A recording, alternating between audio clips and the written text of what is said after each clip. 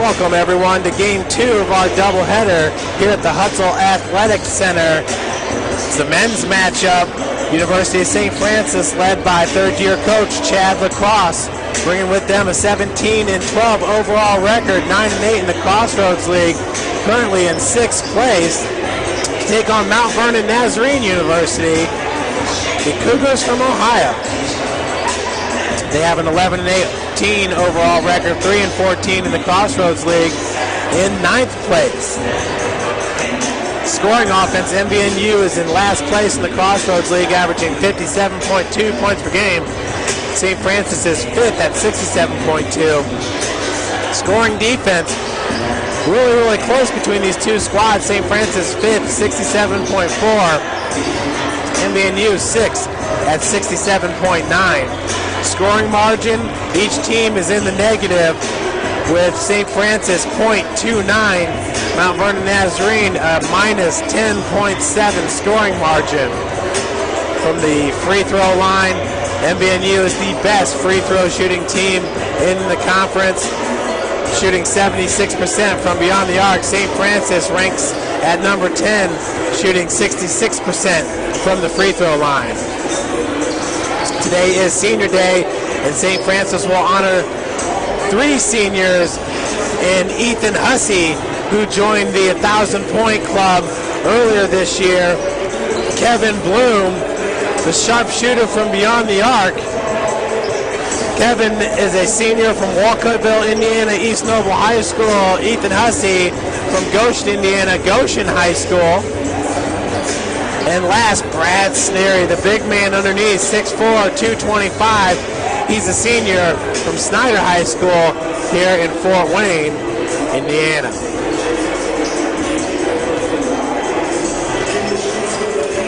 Once again, in game 1 of our doubleheader, it was the women's team getting the big 66-58 victory over the Lady Cougars from Mount Vernon.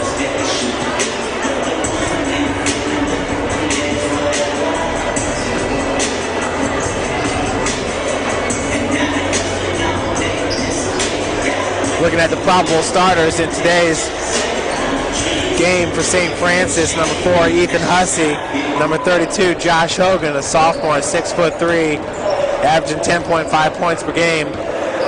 Josh took on a starting role probably about midway through the season, about 12 games in, and has really just played outstanding here for Coach Chad Lacrosse. We're going to send it down on the court where Coach Ryan Bolin has Chad Lacrosse, assistant coach Chad Lacrosse, for a pregame interview here before, that's assistant coach Luke Cummings before today's big matchup. Take it away, Ryan. All right, Jeff, pregame today brought to you by Luke Cummings, assistant basketball coach here at the U. Luke, tell us a little bit about Mount Vernon and what to expect offensively and defensively from this squad. Well, I mean, obviously they're at the bottom of our league in the standings, but they've played teams tough here recently. Spring Arbor, they led most of the game. Their last game out, beat Marion the game before that, on Saturday before we got beat by Marion on Tuesday. So definitely a team that can put things together. The Dawson kid, number 22, is one of the better players in our conference, better scorers in our conference. So we'll have our work cut out for us. Let's talk a little bit about this week of practice and preparation after the Marion loss. How'd you think practice went, and any guys stepping up a little differently maybe than from the week before? Yeah, I mean, it was a disappointing loss again, and I think in practice we tried to get back to being competitive and doing some things, mixing the teams up in practice, and preparing for this game, but also preparing ourselves and taking care of ourselves rather than our opponent. I thought all of our guys competed really hard and really well, and we're going to need, to get through the conference tournament, get a chance to go to the national tournament, we're going to need our bench to step up and give us some more minutes, and I thought those guys had a nice job. Spencer Comer and Jordan Hahn had a good week of practice as well. Rumor has it that if we score 100 points today, there's going to be free corn dogs. Could you confirm that? Corn dogs, Jackie, corn dogs. I like it. Up to you, Jeff. There you have it, Coach Cummings says a guaranteed free corn dogs with the Cougars to put up 100 points today. St. Francis Cougars, that is. But you heard Coach talk about Jason Dawson, number 22, he averages 35 minutes a game for the MVNU Cougars, 19.4 points per game. He's got 109 assists, averaging 4.8 assists per game and 134 rebounds. So quite the player there is Jason Dawson, and Coach thinks he's one of the best. Ryan, you also heard Coach talk about his bench players needing to step it up, and that's kind of, I guess, been the question to the season, is where some of those points off the bench can come from. And certainly Spencer Comer last Tuesday against Marion provided some really good minutes, and he's been doing that coming off the bench. Of course, last year Spencer was inserted into the starting lineup. This year, more coming off the bench and giving you hustle plays, tracking down loose balls, getting boards, and really doing a good job in the block.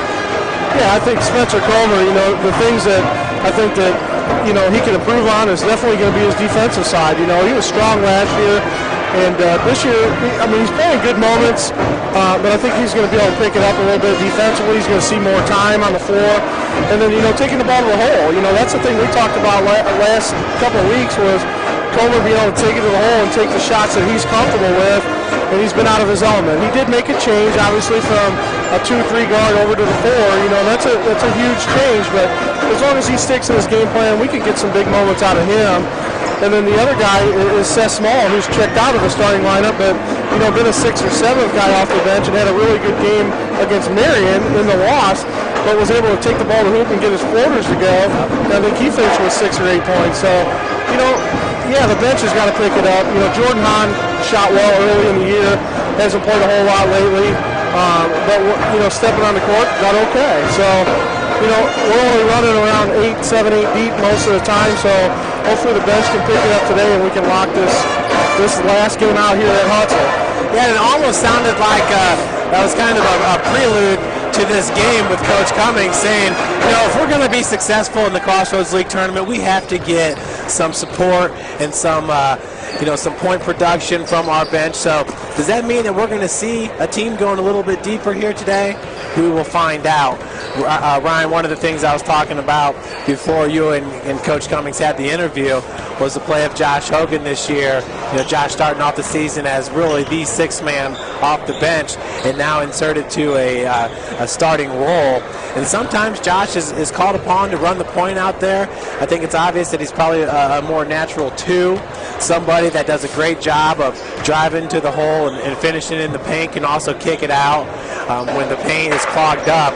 With Brad Snary and Scotty Cohn playing underneath there, that's exactly what they've done. And Josh has had a good year. The year that Scotty Cohn's had speaks for itself. Scotty's got 16 double-doubles on the season. It's going to be interesting to see if he gets that first-team All-American nod.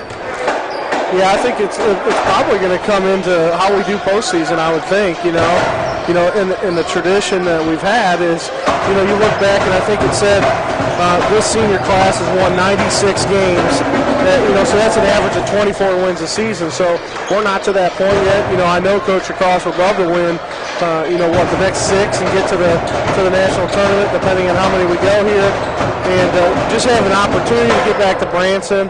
I think if that happens, no question. If we get deep into the tournament, possibility of no question of that. I think it's going to be the postseason part could potentially kick that for Scotty Cohn to be an All-American. I think that might possibly be the difference.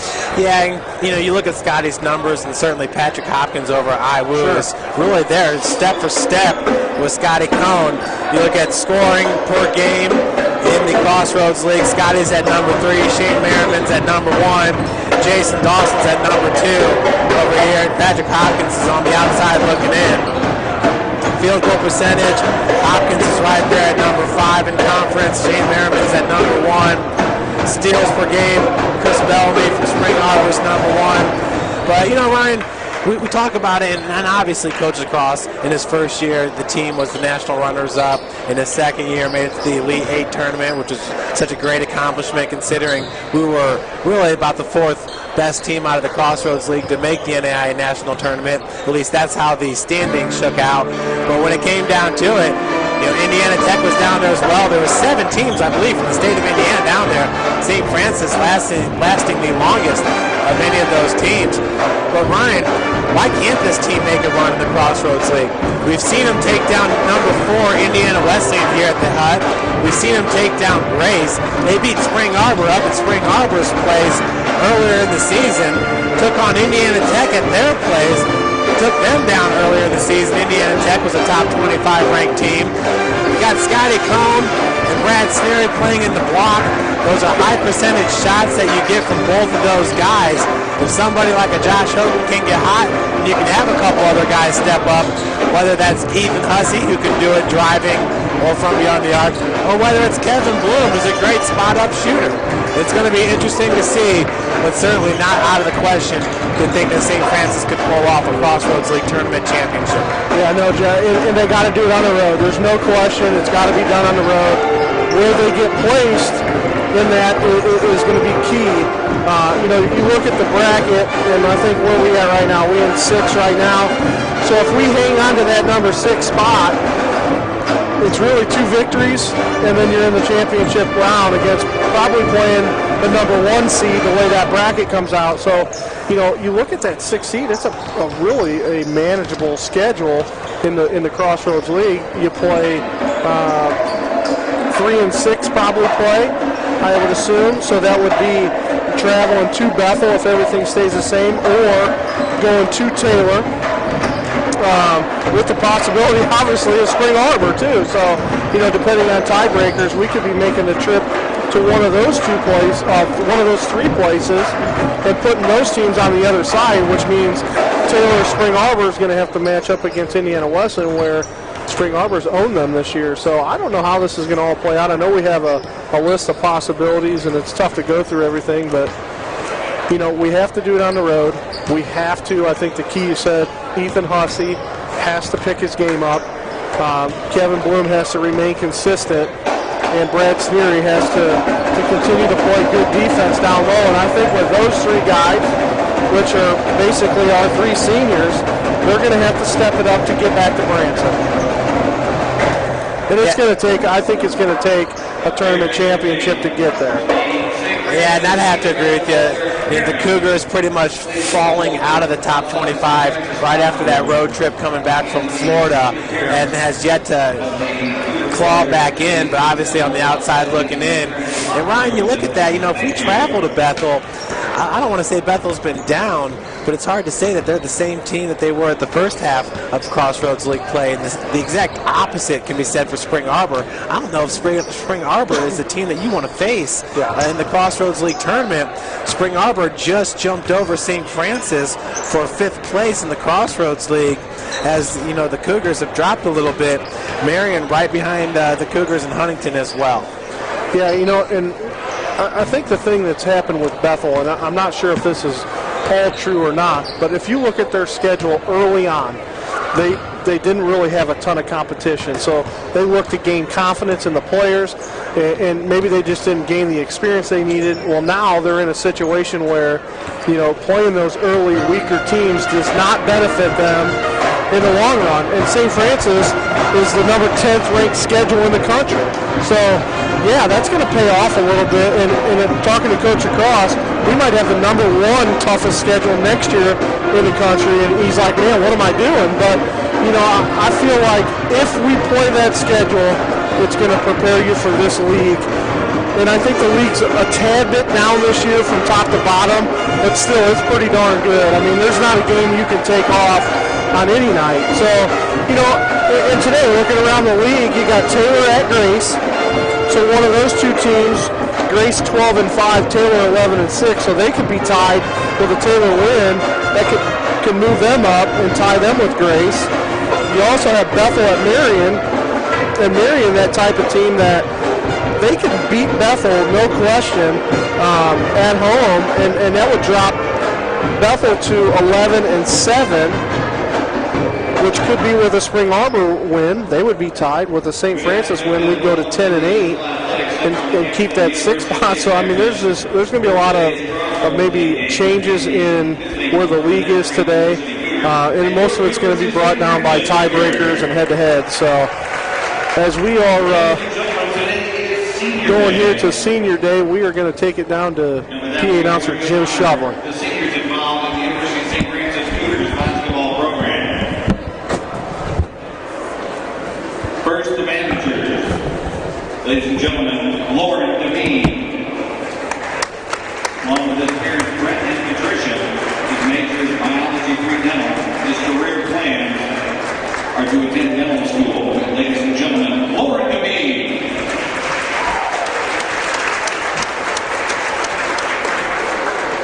Our other manager, ladies and gentlemen, Joe Craig. Along with his parents, Bill and Beth Craig. His major is health and exercise science and minor in accounting. Joe's looking to pursue opportunities in the accounting field. And according to the coaching staff, these individuals have been a vital part of our program. They've been a major part of our success, and they've been willing to do anything to help out our players, coaches, and program. We cannot thank them enough for all of their hard work and dedication to the USF basketball program. Ladies and gentlemen, now a round of applause for Lauren DeMee and Joe Craig.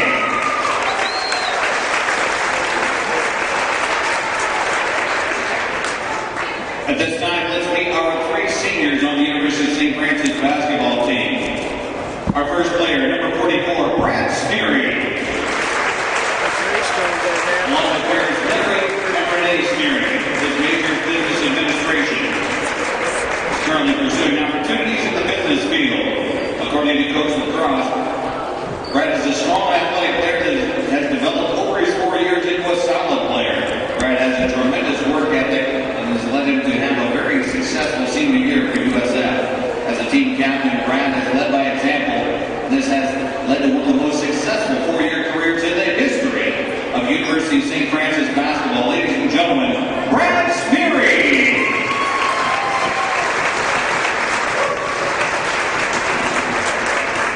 Our next senior, number 4, Ethan Hussey. That's Hussey.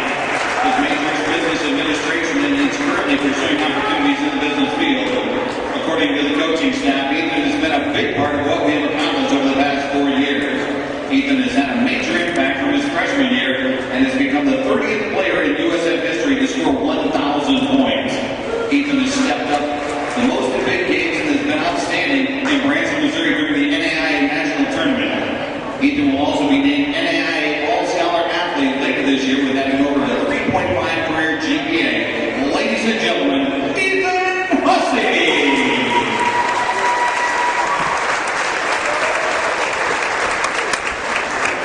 Our third and final senior this afternoon, number 30, Kevin Bloom. That's covered by Larry Bloom. Also a business administration major. He's currently pursuing opportunities in the business field. According to the coaching staff, Kevin has emerged this year as a great leader for our team. He has an outstanding work ethic that is shown on and off the court. Kevin is a 2-time NAIA Scholar Athlete and received the 2013 NAIA Dr. Leroy Walker Award for character and sportsmanship. Kevin has maintained over a 3.8 GPA throughout his career here at USF. Ladies and gentlemen, Kevin Bloom.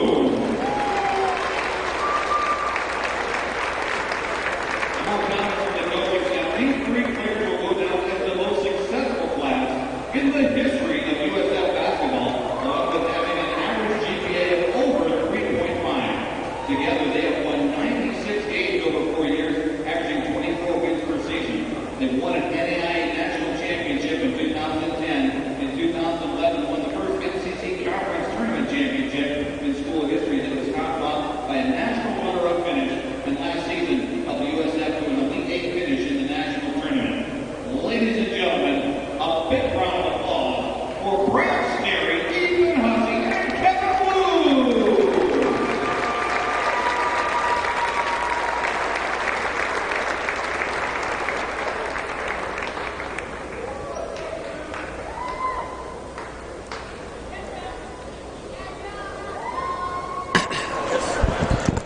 Well, you heard him say it, and that was Jim Shovelin, our PA announcer. 96 victories over the past 4 years. What a great run that is, Ryan. You know, this year the Cougars 17 overall wins on the season. just really speaks to such a great run. And I know we talk about it a lot. Q Owens, who graduated last year, had a lot to do with that run as well. What an accomplishment, though. 96 wins over 4 years. That's unbelievable. I'd take the 24 a season for any class coming in here. That you're going to do some damage. There's no question. These guys will definitely be missed. Looking forward to the future, but Coach Lacrosse is going to have to look to reload going into to next season. Yeah, and it's going to be, I guess a comfort knowing that he's got Scotty Cohn coming back, the junior from Fort Wayne Bishop Dwenger, sophomore Josh Hogan from Maryville High School in Maryville, Indiana. A lot of good young players too. TK Fashawe, we've seen some good minutes out of him, not as many minutes as maybe we had thought at the beginning of the year, but that also speaks to the play of Brad Snery this year, the senior. Brad has just been fantastic in the low post. He's got 3 double-doubles on the season. Had a big game last time out. Brad doing the majority of his work underneath when he can get those putbacks, getting those offensive rebounds is what kind of Brad brings to this team, one of the sparks. And also the emergence of Kyle Sovine, the freshman, who we've talked about a lot, Ryan. He's got a really good mid-range jumper, and this is such a big body underneath. It's 6'9", the freshman from New Haven, Indiana, New Haven High School. Yeah, Sovine got real good touch outside of 12 feet. Coach Lacrosse was talking about that this week. He feels so comfortable shooting from outside, and now just working on the touch on the inside. And once he learns that, he's going to be a pretty complete player at 6'10", 6'9". That's a pretty good size for him, and going to be able to shoot around. It'll be interesting, when we get into next season, just to kind of see you bring some of the new players on. I know softball-wise, you're getting ready for your first game here. I think it's February 24th at IU Southeast. 23rd, yeah. I'm sorry, the 23rd, that Saturday.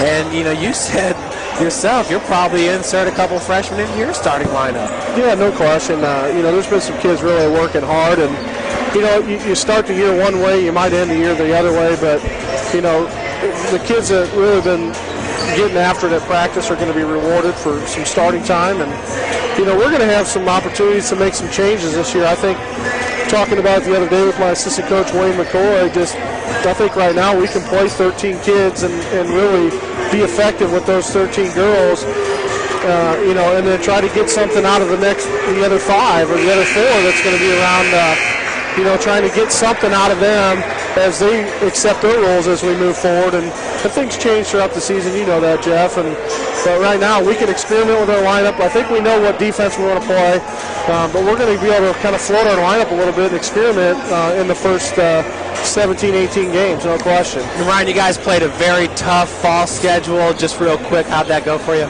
Good. I mean, we ended up playing all Division II teams except one Youngstown State NCAA Division I team, which we lost 3-1, but we were in the ball game. We competed with everybody we played. I think we ended up finishing up 3-3, but we beat some pretty good schools. Lake Erie, who we played last year down in Orlando, beat us 6-5. We ended up run ruling them, and then we beat. God, I can't even think of all the schools right now we play, but just real good competition. Trying to pick up our intensity, and we're going to be tested, no question, down in Hilton Head, South Carolina. Well, it should be fun. I can't wait to see it, and we're going to send it down to the PA announcer, Jim Shovel. Today's Crossroads League game between the visiting Mount Vernon Nazarene University Cougars and your University of St. Francis Cougars. Let's meet today's starting lineups. First with the visitors on the scoreboard, the Mount Vernon Nazarene University Cougars. Starting in guard is 6'1" freshman number 1, Mark Lieberman. Starting at forward is 6'6"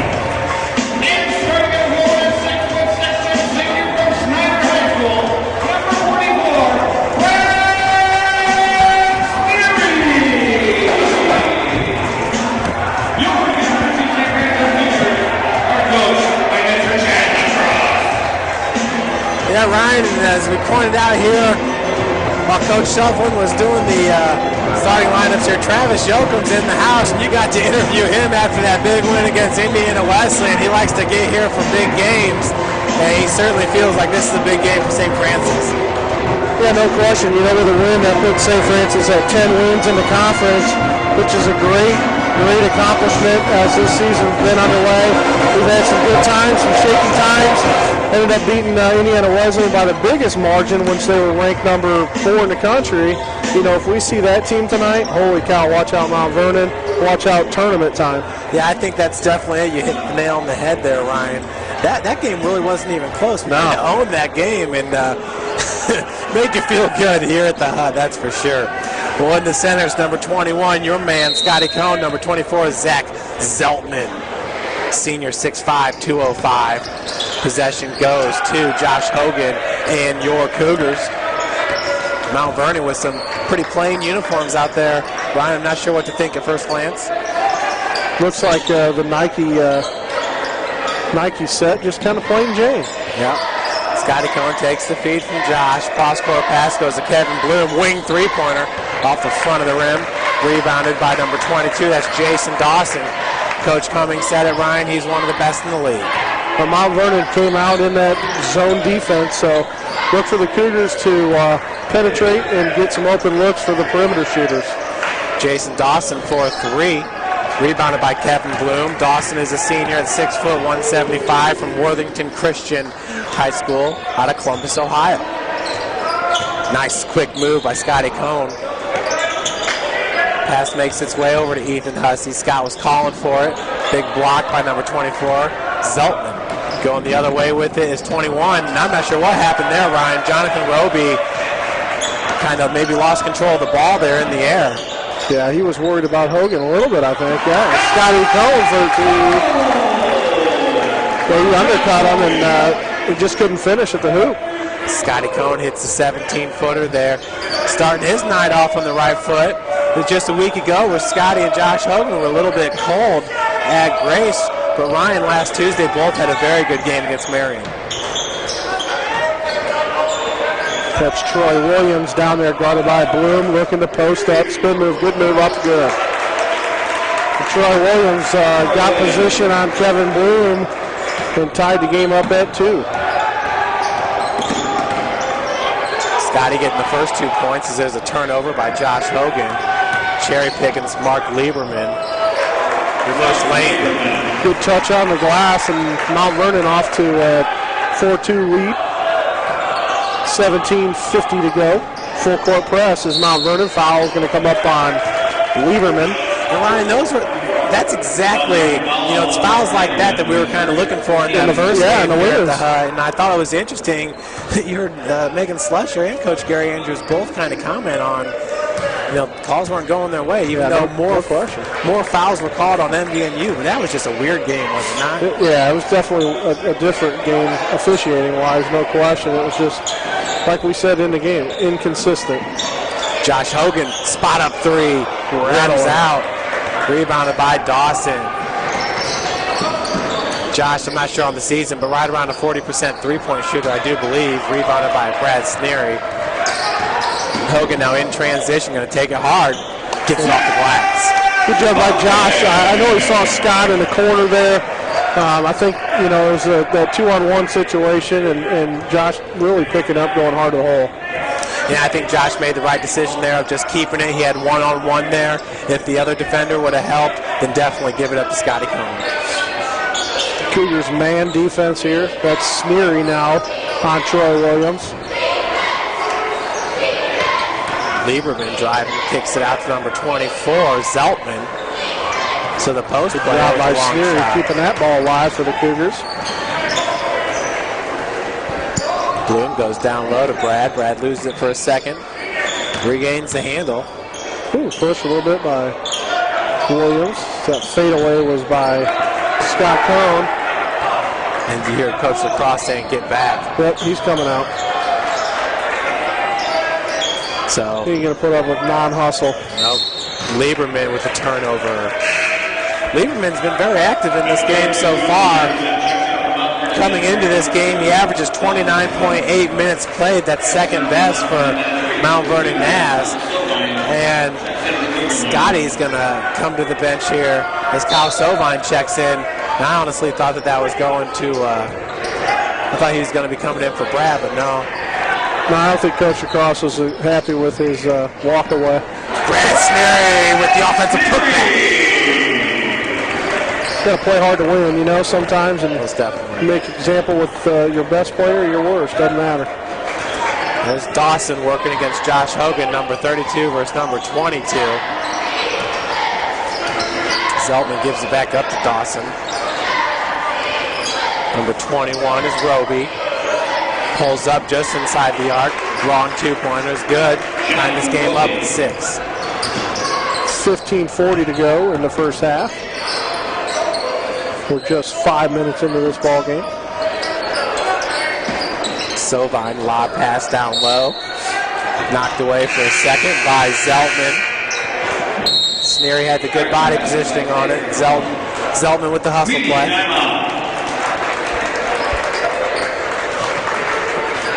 So timeout on the court, media timeout, 15:29. All square Cougars at 6. Ryan, I gotta ask you, are you cold right now? A little. No, I'm about perfect. I got the fleece on, and normally I would not be able to wear stuff like this in this gymnasium. I'd be in shorts and a tank top probably. And now I'm in pants and the long sleeve. I feel good. You? A little chilly? A little chilly, not gonna lie, but it's all good. I'm dressed for the warm today.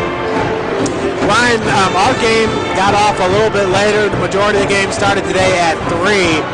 And Indiana Wesleyan's hosting Goshen. They got a 10-point advantage right now, 54-44. Huntington hosting Spring Arbor. And Spring Arbor's up 55-39. A little bit surprised by that one. Huntington's got a really good team led by Shane Merriman. Grace is hosting Taylor. Grace is up 49-43, and that's kind of that game that you've been keeping your eye on right there. Those teams, they can either go, is it 2 or 3? Yeah, I think if Grace wins, then they'll be co-champs. If they would lose, then Grace would automatically, with tiebreakers, have the number 2 seed, no matter what. Even if both teams, Wesleyan and Grace, wins, Grace has the number 2 seed because Wesleyan has a tiebreaker there. So, 3-point attempt off the mark, rebounded by Hogan. Hogan put back's good. yeah, a lot of scenarios that we talked about today going on. Indiana Wesleyan, though, if they win, they are outright champs. Correct? Indiana Wesleyan. If they win and Grace wins and they tie, they co-champ it. That's what I'm reading here. And that's Indiana Wesleyan currently ranked 6. Dawson's three-pointer gives MVNU back the lead by 1. Grace College currently in second place with a 12-5 record, could tie Indiana Wesleyan with a victory with a win over Taylor, but the Wildcats would still receive the number 1 seed for tournament play by virtue of winning the tiebreaker with the Lancers. And I'm assuming that's if Indiana So Wesleyan. Wesleyan has it, Right. but they can kind of share it if Grace wins today. And Wesleyan loses. It doesn't say that. It says with a Grace victory. I'm just looking at the conference records over here. Because Dawson drives and had that one blocked by Sovine. Dawson gets his own rebound. And the third putback is good. Good job there by Sovine, though. And the block. Yeah, I don't know how that would work because Wesleyan would go 14-4 unless Right. that's a misprint on our half. But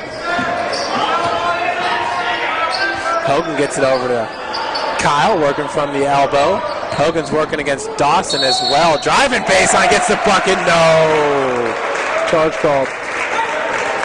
Oh, Yeah, this was printed off the Crossroads League. It says Indiana Wesleyan currently ranked 6 in the latest top 25 poll, has posted a 13-4 record, and claims the 12-13 regular season championship, as well as an automatic bid to the NAI Division II National Championship. And now then it goes into Grace College, currently in second place with a 12-5, could tie Indiana Wesleyan with a victory. But I think you're right. I mean, I think Wesleyan has to lose. They don't have that in there, but that's got to happen. Yeah, because even if Grace were to beat both of them, win both head-to-head matchups, as long as you don't have as many wins as the other team, it's all for naught. Sneary gets the board. So we got 13 minutes and 20 seconds left on the game clock. Nice feed, Kyle Sovine, turn around and a block. Yeah, looking at the 3 seed, that's kind of still for grabs today as Taylor and Bethel could each claim the 3 seed. Pilots and Trojans enter their weekend games with identical records at 11 and 6. Taylor must win against Grace to have a chance to jump it into the 3 seed and cannot count out that spot by a loss with Bethel to Marion. So, yeah, there's going to be some shakeups, no question. We'll figure it out. Seth Small working from beyond the perimeter. Over to Hogan. Scotty Cone. Sneary going up top. Yeah, that was a nice kind of play there by Josh Hogan. Almost carried that ball like a football, giving up to Sneary at the end. But once again, Scotty's on the bench right now. He's taken out in the first 2 minutes of the game. Scotty's going to head back in with Spencer Comer, though, here with 12:20 on the clock. Dawson looking to get the offense started. Foul's going to be called on number 2, Kyle Sovine with the push. Yeah, it kind of gets, looking at that seeding, Jeff, they say it becomes hard to predict the 5 through 7 spots because there's so many teams that can move up and down.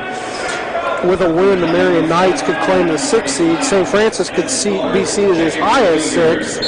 Spring Harbor's result against Huntington will also feature in that final series. The Cougars could finish in the top 4 or drop to the 6th seed with a loss. It looks like Spring Harbor was winning at Huntington, so that might move them up to the number 4 spot. If Marion loses, we could be as I don't know if we can get any higher than 6. No, it's either going to be 6 or 7. It's like you said, if Marion wins, and Marion's taking on Bethel today, it's at Marion. Right. And that definitely could happen. There's no question that Marion could beat Bethel. Bethel's been struggling, so. I was pretty impressed with Marion last Tuesday. They're physical. They came in here. They got that Nick Akeel, who was a transfer from, I think, IUPUI. Yeah. Good player. So Dawson working against Scotty Cone. Jumps back, gets it in to number 10, Troy Williams. That jumper's off the mark, rebounded by Scotty. And I think Scotty knew he was in the wrong because he's come out here in a vengeance here, Ryan. Mm-hmm. Expanding a lot of energy out on the court. Hogan receives the feed from Seth Small. I think one of the keys definitely is the tone that Scott Cone sets. Everybody else is going to kind of follow in with that.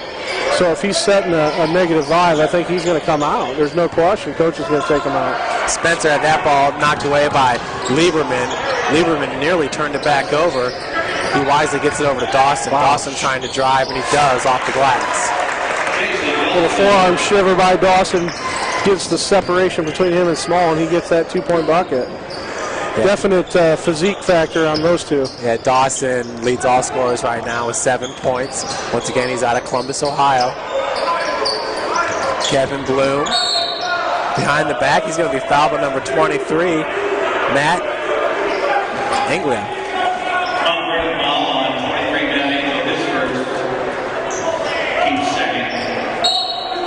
Inbounds by Kevin Bloom. We got 10 minutes and 40 seconds left to play here in the first half.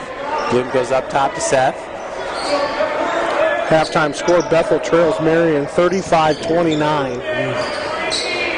Yeah. If I remember correctly, one of Bethel's best players, one of their big men, got hurt in the second half. Is it Miller? Might be. Or Bonderman? Bonderman maybe. Yeah, you might be right. We'll look into that. Kick out goes over to Lieberman. Once again, Lieberman has the second most points or minutes played on this MVNU team. And now the foul's going to go against Scotty. You talked about Scotty and the intensity, and that's kind of a factor for this team. Well, also, too, is how the refs are going to call the game against Scotty. Whether it's going to be a physical game or not. Yeah, no question, and that changes obviously the game plan of each team on how you play him or play against him. So I'm not sure how that works, but you would think that there needs to be some communication there so that these coaches know, hey, you can play a little bit more physical in the Crossroads League games, or no, we're going to call a little bit tighter in the Crossroads League game. It's just we've seen some good performances out here by the refs, and some that were just some head scratchers. There's a nice feed down to Ethan Hussey. He was through this. Number 1 Indiana beats Purdue at Assembly Hall, 83-55. Zeller with 19 and 9. I mean, they're playing well. IU is playing well right now. I wonder how many Hammonds had in that game. How about Michigan State giving it to Michigan? Oh my, was that not? They got Izzo'd, period. They got Izzo'd at Michigan State. Yeah, they got Izzo'd, all right. And I think, the thing to look at there is Michigan State, their fans and everything, they just brought it. Kind of like how Yoakum helped out the team in that win against Indiana Wesleyan. Hammonds was 3 of 10 on the day. He had 6 points, 1 assist, 3 rebounds. Lieberman driving hard to the bucket, rebound by Spencer Comer. Owen Depot only with 3 points. I wonder if he got hurt today. I haven't seen anything come across Twitter. And I get it to go. Oh, Kevin Bloom nearly got the circus shot to fall. I hate to say it, Ryan, but IU kind of going into that game was like, not are you going to win, how many points are you going to win by? Yeah. I think Purdue has won more Big Ten championships than IU in its history and stuff like that. Maybe even has the edge in the head-to-head overall, but not this year. I mean, there's a big difference between the two squads, and who knows, maybe IU is getting guys like Jeremy Hollowell and stuff like that, some playing experience. Like you said, especially in the tournament, like Coach Cummings said, how important is it to have your bench firing on all cylinders? Well, yeah, looking at that game, I mean, their 6-man, Will Sheehy, 22 points off the bench today. What a huge thing. Christian Watford, 14. Jordy Halls with 11. I mean, man, they're getting it done. Not that I'm an IU fan or nothing. I'm even a bigger IU fan when they're playing Purdue. It's a 28-point victory for the Hoosiers today. Not bad over there at Assembly Hall. He goes down low. Williams, and the foul's going to be called on Sovine.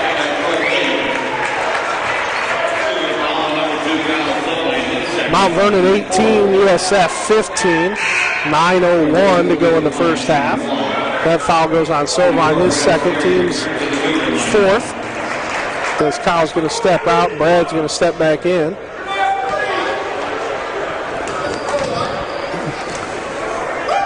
Skylar Shern down there. It's a good question, by the way, asking Coach about that. And Coach it's really not looking like Skylar Shern's going to be able to play for the Lady Cougars this coming Tuesday. Turnover by Brad Snary. That's just got to frustrate Coach so bad because Brad just went into this game. Yeah, he's running in a with Mount Vernon running that press, trying to get it up to a big man to handle the ball is tough, but nonetheless, you got to get that, hold it, and reset it. So, turnover Cougars, gives it back to Mount Vernon. That's Lieberman. He's been very active in this first half. Dawson for 3 from the corner. Rims out. Rebounded by Snary. Snary really getting up there. Good nice feed down low. Yep. That's automatic sometimes. Whew. This guy is just so athletic in the low post. The things he can do down there, Ryan, in the block, you don't see from any big men. No, he's just, like you said, he's just so athletic. He gets it and he's quick. He gets up there and gets the guys a delay on their defensive skills, and if you're not ready, he's going to score on you. Lieberman finding the open Williams for 2. Good ball movement in that possession there by MVNU with Roby, Dawson, and Lieberman working the perimeter. Hussey off a screen, driving left hand, kicks it out. Over to Kevin Bloom for 3. Got it. Wide open. That shot banged in there. Pulling the Cougars within 1. 7:30 left to play here in the first. 21-20. Mount Vernon with the 1-point advantage with 7:20 on the clock. Cross-court pass to Lieberman was intercepted by Williams. Baseline jumper is good by Zeltman. Good looking shot there, lefty southpaw by Zeltman on the baseline. That's a tough shot on that side. I thought the same. Looked like he was a little bit behind the backboard as well. Feet goes down low to Sneary. Gets his own rebound, goes back up, going to get a foul, I believe, on number 11. I thought Xavier Holland. I thought Zeltman had a hand in his face. Good eyes there, Jeff. Got my glasses on there. You're in. So number 2 is going to check in Malcolm Pittman for Troy Williams, and number 32, Julian Henderson, 6'4", 205, out of Columbus, Ohio. Got one Indiana boy on Mount Vernon, and that is Josh Gonzalez, 5'8" sophomore guard out of Triton Central in Indianapolis. Didn't you mention something to Megan Slusher about Tri-Central? I was trying to remember the last time she cut the nets down, and forgetting about the 2009-2010 MCC tournament. That was her freshman year, I believe, is when they won the tournament. Maybe her sophomore year, a couple years ago.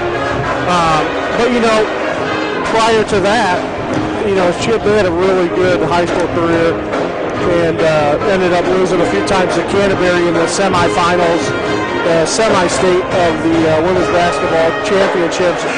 Once at Plymouth High School and the other one over in Elkhart. But man, what a battle those two schools, Southern Wells versus Canterbury, always in the championship game.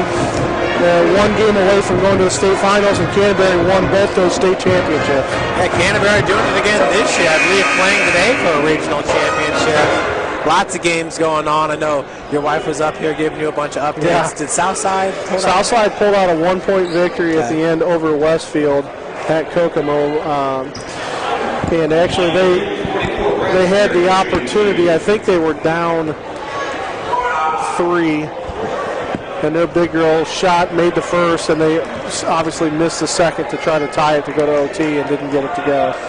Ryan, that Southside team, Southside in the SAC Holiday Tournament has made it to 7 straight Holiday Tournament championships, so it just kind of tells you a little bit about that squad. They won 4 of those 7. But the only team to ever do it 7 years in a row to go to that game. They're going to match up against Logansport tonight, as Logansport beat Snyder this morning. Well, that's a big win there, too. The Berries. Yeah, the Berries. They're pretty good. I think they're like 27 or 28-1. Yeah. So it'll be a good matchup between them and Southside and in Kokomo tonight for the regional championship.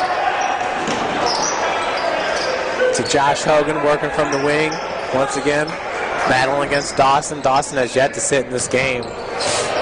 The Cougars just broke the press with not one dribble in that. All passes there broke the press.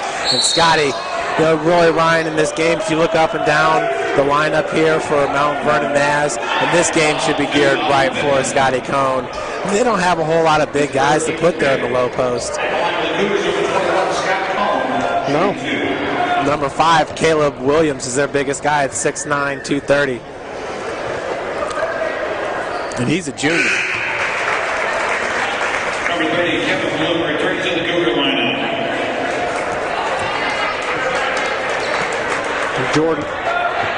Jordan Hahn, who checked back in there? Was that Kevin? I couldn't remember who. I know Sneary just checked out. Maybe Jordan Hahn checked back in. So rebounds by number 32, Julian Henderson. 26-20 Mount Vernon, 6 minutes to go in the first half.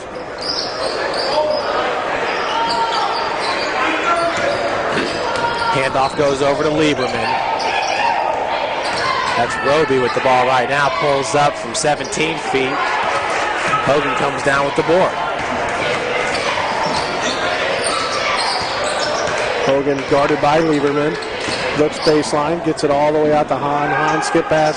Ethan Hussey for 3. Got it to go. Great ball movement by the Cougars, and they cut the lead to 1. Mount Vernon 25, Cougars 24. 5:20 to go in the first half. Yeah, Ryan, Ethan Hussey averaging 8 points a game for St. Francis. If he could average more like 12 to 14 in the Crossroads League tournament, then I would say we have a real good chance of winning that tournament. Yeah, no question. Over to Roby. Roby working against Bloom, and there's some hand fighting by both players there, Ryan. Continuation? If anything, number one, I thought that foul should have been on the floor. Number two, did you see Roby kind of swipe at Bloom's hands there? Not 100% sure what was going on. That was NBA-like. Little hand slap on the floor, 2 steps, put it up and in. Usually with hand fighting, you're talking about wrestling, but good rebound there by Ethan Hussey. So the and one, no good, 24-27. Cougars down 3. Skip pass. Here it is again, Ethan Hussey. Ooh, looking, what was he doing there? There's a no-look pass to Kevin Bloom. Surprised Bloom as well. Lieberman going hard was Julian Henderson. A little bit too hard. Now Cougars have numbers 3-on-2. Pass goes to Josh. Hey, almost the and one. Yeah, he got a big chunk of that Good arm. foul on Hogan, though, getting his arm, yeah. Going back to that Hussey play, I don't know what, I mean, he just came off a big 3-point shot. I'm not sure what he saw there, but he was wide open, and he got up, good form. But yeah, I think it's been that kind It's been that kind of season, you know. I know at the beginning of the year, Ethan was probably number 2 that we were looking to as far as the scoring is concerned for St. Francis, and had some tough games early on, and now that's ever really left him. Yeah, it's been tough. Hogan's really picked up the slack a little bit for, maybe Hussey's been playing hard all year. The shots just haven't been falling for him, and Hogan they have been. So Hogan goes 1 of 2 there, and 27-25. Mount Vernon with a 2-point lead, 4:20 in the first half. Dawson breaks that full-court pressure by Jordan Hahn as he's trying to lock him down. Number 2 is Malcolm Pittman. His pass is stolen by Bloom. Cougars once again with numbers 2-on-1. Kevin Bloom going all the way with it. No foul called. That one was swiped away by number 4, Jacob Starinsky. Bloom a little frustrated with that. He gets up pretty high to the rim and gets taken down. No foul called. Collision for sure, but I think he was looking for the foul. It was a pretty move by Kevin in the air, the up and under. Inbounds into Hussey, and that he was fouled by Troy Williams. Troy Williams picks up, I'm guessing, his first. Can they update the scoreboard here? There he goes. It's his first. Hussey makes the first. Hussey on the year shoots 68% from free throw range. Ryan St. Francis right now shooting 53% from the field. I think that's where we need to be. Anywhere between 48 to 53 is going to be. That's awesome. Give us an opportunity. So Hussey ties the game at 27. We're winding down here. 3:50 to go in the first half. Williams hands it off to Dawson. Both have been instrumental in the scoring here for the Mount Vernon Cougars. Williams, yeah, that's his 11th point. He's done some damage. There's no question early on. He's a pretty good player. Yeah, and he leads all scorers right now with 11 points. Dawson's got 7. That ball is tipped away. Hussey gets it back. He's going to go hard to the hole. Nope. Gets it kicked out. Shot clock resets. Bloom looking for it. Drives deep. Up. Got it. Continuation. We'll take it. That's the second time that Bloom's gone hard to the bucket. Both have looked just fantastic. Obviously, the first one did not fall for him. That one did. Now he finds himself at the line looking for the 3-point play. I think as a senior, and obviously potentially the last time you're going to play a game on this court, especially where we're sitting at, you want to go out with a bang. There's no question. And I think you'll see Bloom and Hussey and Sneary really try to step it up and see how many points they can score going out here. Yeah, Ryan, you're absolutely right. I guess I didn't even think about that, but it's almost a given that this is going to be the last game here for these guys at the hut. Man, so much success that they have had. Yeah, no question. I think the big part is there'd have to be some tremendous upsets for us not to, have a home game, but or to have a home game. There's going to have to be some big upsets, and that would have to be 1 go down, 2 go down, maybe 3 and 4 go down to even get that second one. But man, but if this is it, let's see those guys go out on a bang. Yeah, you look at the top 25 here. Indiana Wesleyan, Bethel, and Taylor all in the top 25. Grace on the outside looking in, same as Spring Arbor. Arguably, Grace and Spring Arbor are 2 and 3 in the Crossroads League. It's a long season. Jordan Hahn picks up, I think, his first foul as Roby checks back in for Starninski. Hogan going to get up on the ball, and that's Angela. They get it in. Look like they could get a trap in the corner. Tipped Josh away. barely got the steal. Yeah, he did.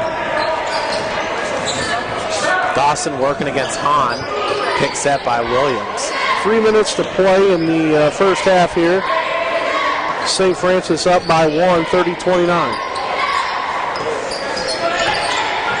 Roby looked like an extra step there in the lane. They did. Good defense by Kevin Bloom. The rebound by Scotty.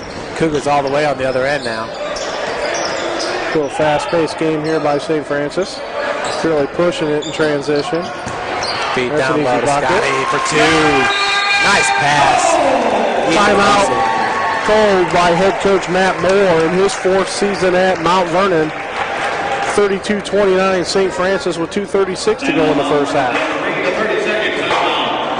The other thing I'd like to see today here at least is, finish strong at home, get that 10th victory, let everybody else play out, see what happens.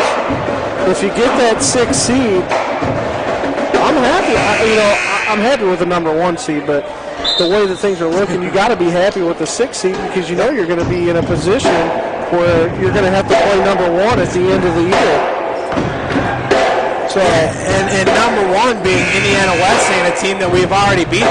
And I even thought that when we went to IWU, they got the win there and they held the lead throughout, but it wasn't a dominating game by IWU. And it looks like, the Wildcats will be number 1, Grace will be number 2, number 3 is going to be Bethel, number 4 is going to be Taylor, 5 Spring Arbor, us 6, 7 will be Marion, and 8 will be Huntington. We beat Huntington twice. Yeah, I don't think we'll see them. Pass goes out to Henderson. There was an air ball, a long 3-pointer, rebounded by Hogan. Hogan's trying to outrun all the MVNU defenders, and he was almost clothesline there. So, yeah, you look at that. So, IWU would take on the 8th seed, so they'd take on Huntington. Number 2 seed Grace is going to take on Marion. I like that right there. Shane Merriman against Patrick Hopkins. I mean, if all could get hot there for Huntington, there's no reason that couldn't be an upset. You look at the 3 seed, whether it's Taylor or Bethel, going to be taking on us. And I like our odds a little bit better against Bethel than I do Taylor, knowing the way that Taylor shoots it. So we'll just have to see what happens. And I don't feel like Bethel's the same team that came here to the hut and handed us the 65-62 loss. Bethel was number 31 in the country at that time, and obviously right now they're in the top 25 at number 18. Actually, number 14. They're up 4 spots. Winding down to 2 minutes here. Cougars up 34-29 over Mount Vernon. Mount Vernon breaks the press. Gets it back to Roby. Roby up top to Dawson. They're noticeably just really slowing the game up right here as Dawson pulls up from 18 feet and cans it. Bloom takes it into Hogan. Hogan, right side, right down the lane, no problem. Just about missed it. Call that the Cougar roll, all right? We'll take it. 36-31, 5-point advantage. Minute 30 to go till halftime. This is the second end of a doubleheader as the women in the first game victorious over Mount Vernon to win the Crossroads League regular season. Once again, Ryan, that was one of the weirder games I've seen here at the hut. But the other two really coming against the men's team here when Spring Arbor was here and when Marion was here. Those are some weird games.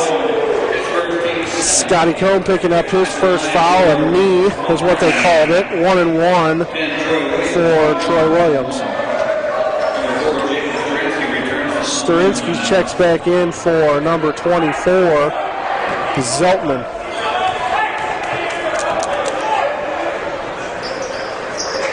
Got to go. You know, we talked a little bit about Mount Vernon's unis. I like their team shoes. Something a little different. I'm not sure if they're Jordans or regular Nikes, but they look pretty cool. Maybe LeBrons. I'm not sure. Grays? Yeah, they're not bad. I was going to say, did it say Fila across the top? I don't know what it says. It's definitely a Nike shoe, but I'm not sure what it says. Yeah, I noticed the other day. LBJ probably. Lakers playing the Clippers on Valentine's Day, and the Lakers were all wearing red shoes. Yeah. Bloom for three. Rattling no. Scott Coe rebound up. Got it to go. That's 38-32. No question. 50 seconds till half. Game clock, shot clock. Definitely a two-possession game as long as it's changing hands. 22-21. Rattles in for three, no good by Mount Vernon. Hahn with the rebound, fighting it down. Good job by Jordan. One shot, coach wants one shot here.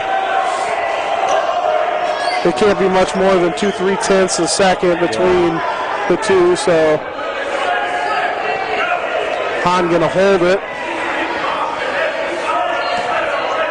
They're gonna set up the offense. They got an opportunity here to go up a little bit. I have to think they're going to try to isolate and get Hogan for three. Rebound by Hussey. He gets it to go up. No foul called, and that's going to be the end of the first half. There was Coach Cross looking for a travel at the end. 38-32 halftime score. Got to be happy with that. Coach Cross goes in the locker room, makes some changes. We'll take a little bit of a break, come back with you here when we get halftime stats. This is Cougar Basketball, brought to you by AFTAT.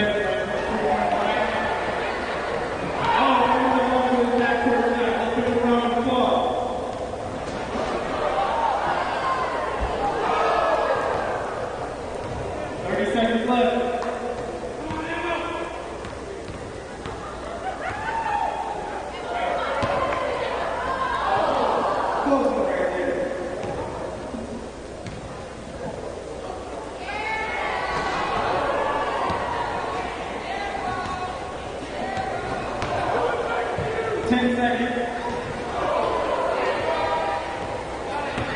Have time for about one more shot. We'll give them one more shot.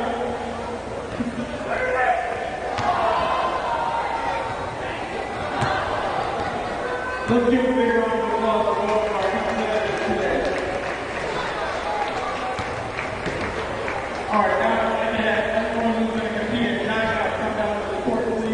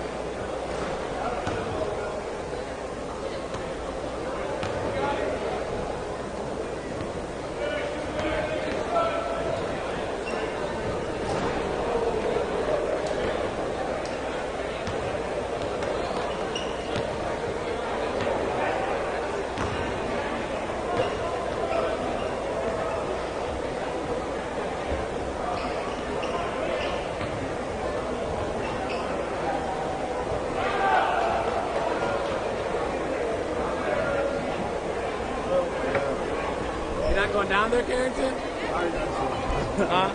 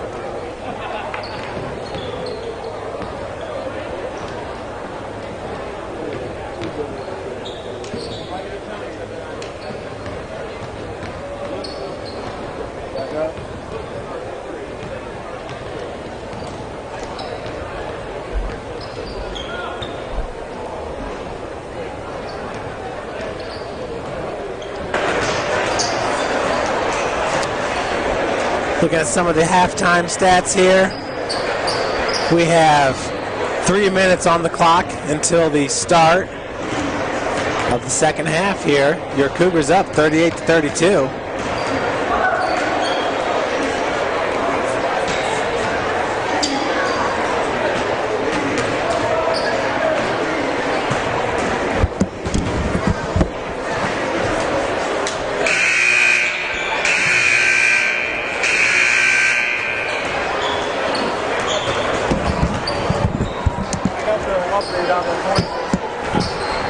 Yeah, and Coach Ryan Bowen back in the booth here.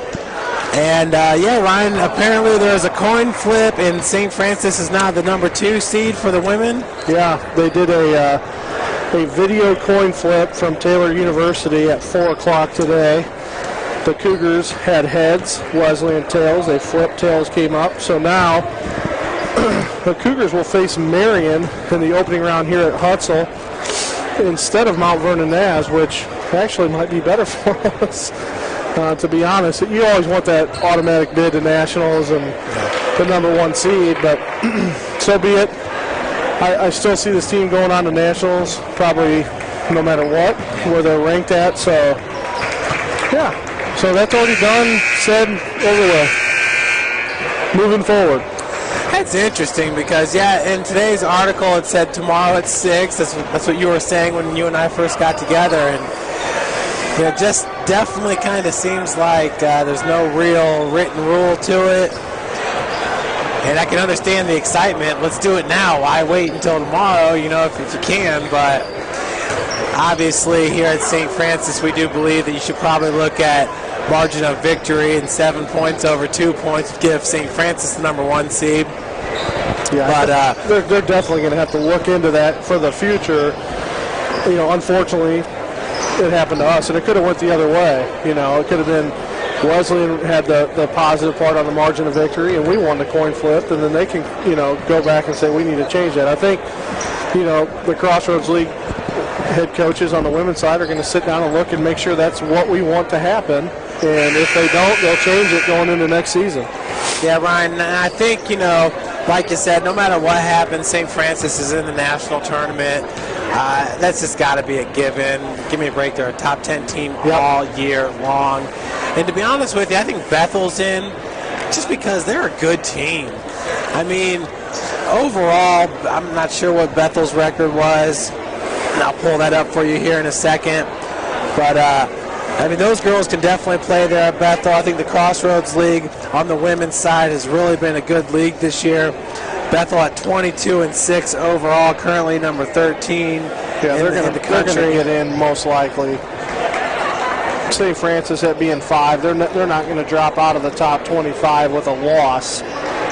So you got to, you know, yeah, and how that's going to work, those top 25 teams, most of those teams are going to be in. And if, you know, take away all the automatic bids after today or this weekend, so you can start eliminating those teams in the top 25 that got the automatic bid, so they're going to get taken away, so those at-larges are going to get greater and greater. So if you're top 25, you're probably going maybe even top 30. And Ryan, this year maybe more than most, that 1 to 2 seed is so important based off who the number 3 seed is. There's 3 teams in the Crossroads League ranked in the top 25. And that 3rd seed is going to be Bethel. And that means St. Francis will have to come through Bethel most likely in the semifinals if it were to get back to the championship game, which, as you said earlier, the Cougars won 2009-2010. Yeah, I'm going to try to get the bracket. They said the bracket was up on Twitter. I'll see if I can't find it. Roby with a circus shot, rebounded by Scotty Cohn. Cohn had Zach Zeltman draped all over him. 3-point attempt, Ethan Hussey off the back of the iron.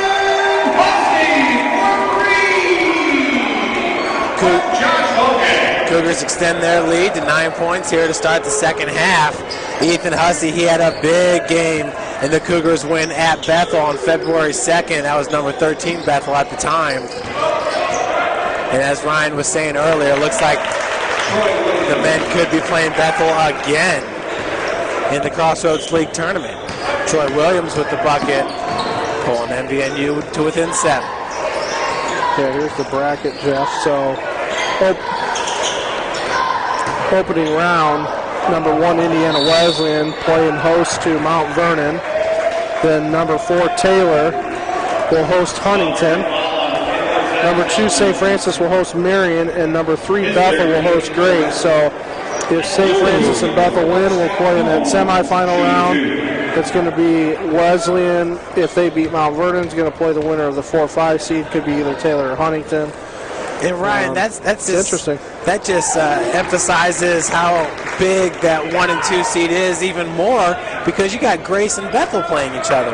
Yeah. Even if Bethel were to get upset there, Grace arguably has the best player in the conference in Johnny Jackson, and they gave even the women's team fits in Winona Lake. Yeah, no question. So Scotty hits both of those. He now has 11 points on the game. As that ball trickles out of bounds. Dead ball from the get-go there.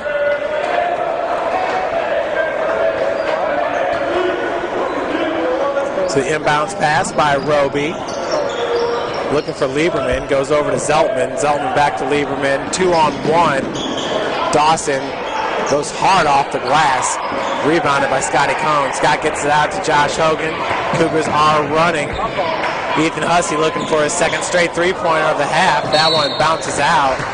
And Brad Sneary was just sandwiched there by Lieberman and Troy Williams. And the foul goes on Lieberman.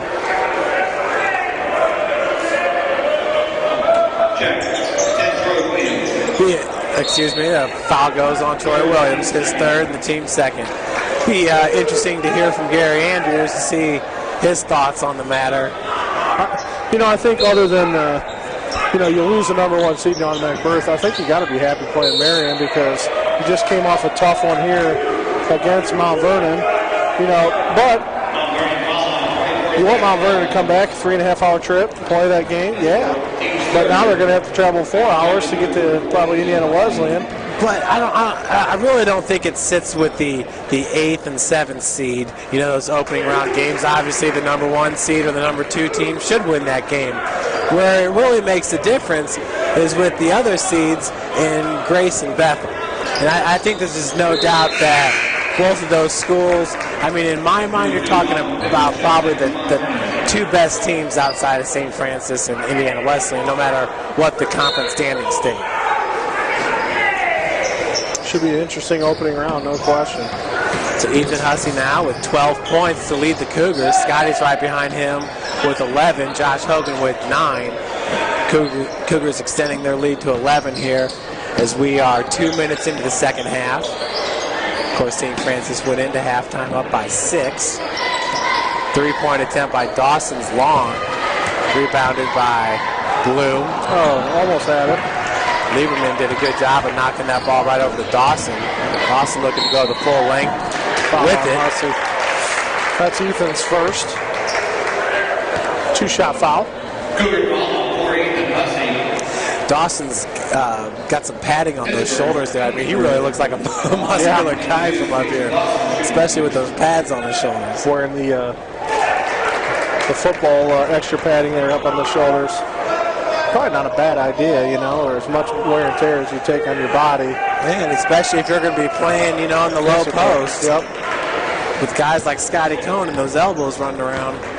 Remember, Dikembe Mutombo hit them sharp elbows. No question. The finger wave. Josh Hogan looking to split 2 defenders. Nice dish out to Scotty. Scotty gets fouled by Malcolm Pittman.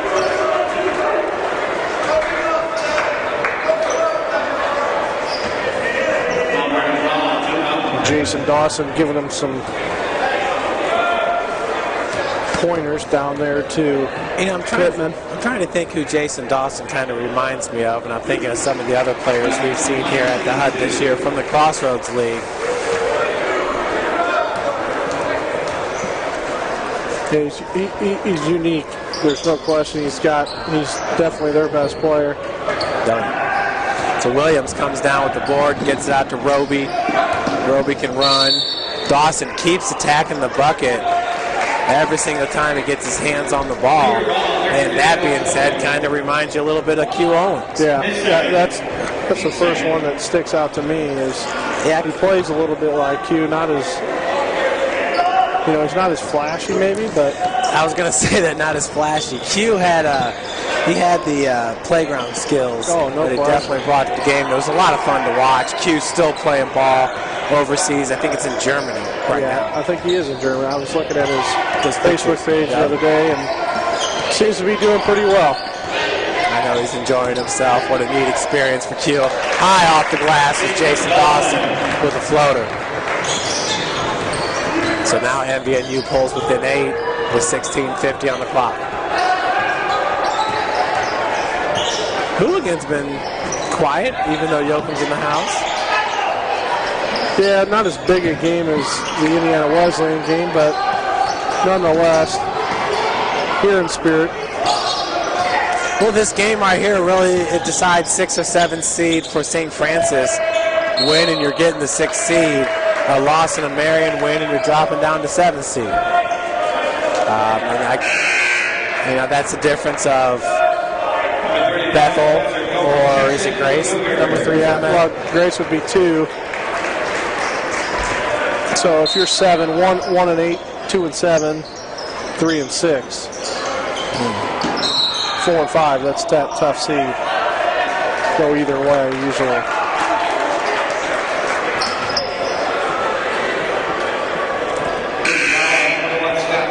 A lot of football players in attendance today.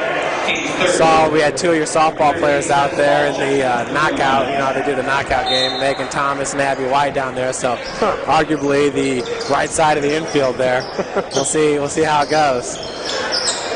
Roby working from the corner. Hussey with the defense. Pick set.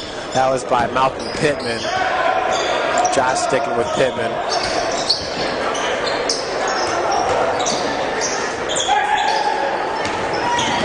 Lieberman, nice between the legs. Williams fadeaway is no good. Loose ball picked up by Roby. 2 on the shot clock, got to get it off, no good. Rebound by Small, gets it up the cone. Ooh, that's got to be a travel, isn't it? Wow, I caught the bucket. I thought he traveled. Did you see that? Or? I was a little bit torn, and I'm not going to go with the travel because it's Scotty.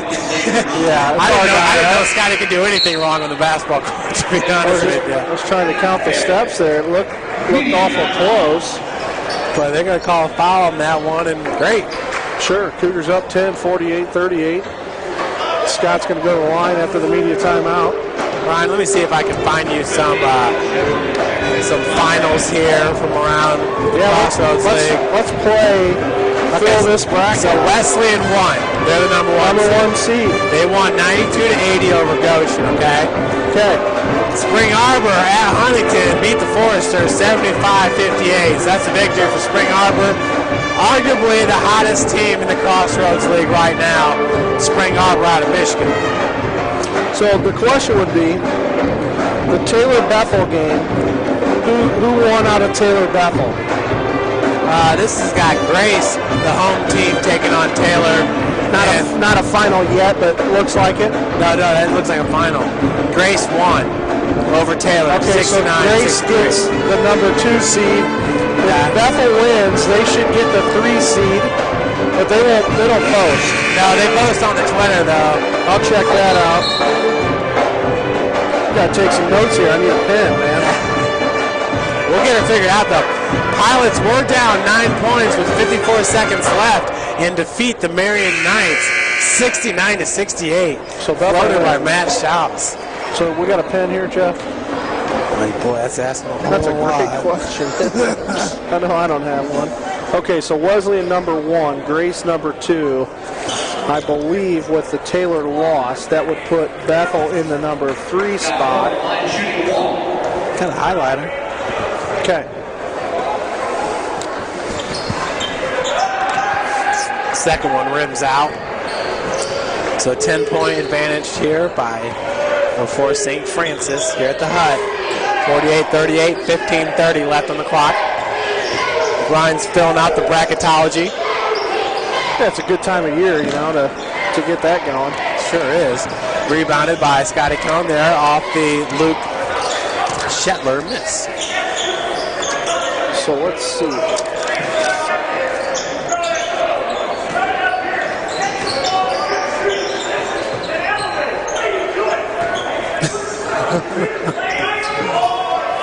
Hooligans are starting to get into it, Ryan, a little bit. So we talked about Spring Arbor. Spring Arbor got the victory, right? So they are tied with Taylor.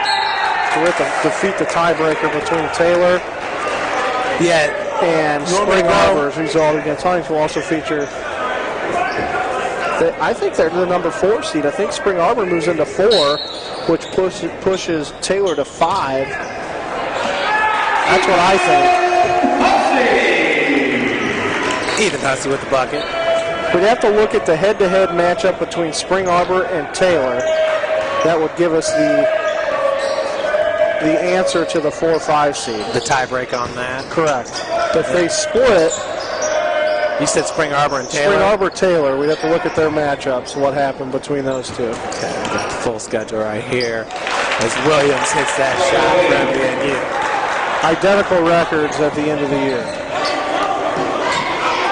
Spring Arbor and Taylor. Taylor got the W at Spring Arbor's place and lost at home to Spring Arbor. Okay, but Spring Arbor has the tiebreaker because they swept Indiana Wesleyan, so that puts SAU in the 4 seed, Taylor in the 5 seed. And this is playing out pretty good here. And well, Ryan, you know, I know I've said it a couple times about Spring Arbor. When was the last time they lost? In a while, you have to check it out. See what they've won. Last time they lost was to Bethel. That was 7 in a row. January the 19th. They lost to Taylor and then Bethel. Came here and beat us and haven't lost since. So if the Cougars win, they get the 6 seed. With a loss, they get the 7 seed. Marion moves in. No matter what, Huntington is they lost today, right? Huntington lost? Yes, they did. So no matter what, Huntington is the 8th seed. So it's going to come down to Wesleyan's the 1 seed. No question. No question. So right now we're battling out the 6-7. Whatever happens to Marion, if Marion lost. Oh, then no matter what, Cougars got the lead. They got it. Yeah. Marion lost to Bethel. Bethel was down by 6. And okay, it's locked. We got the W. USF's going to be the 6th seed. Marion. MU going in at the 7. So the bracket's done in my mind. So our first game, we're going to even with a loss, we're at Bethel.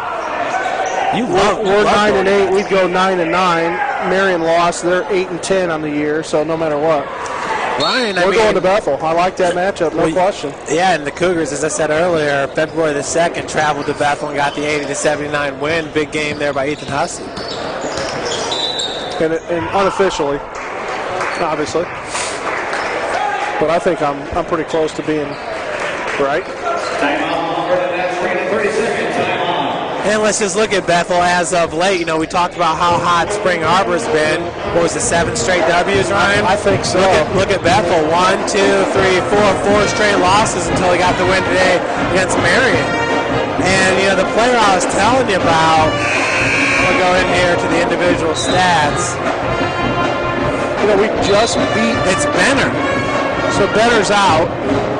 You know, I'm not sure if he's still out right now, but he's only played 25 games Look at today's year. stats.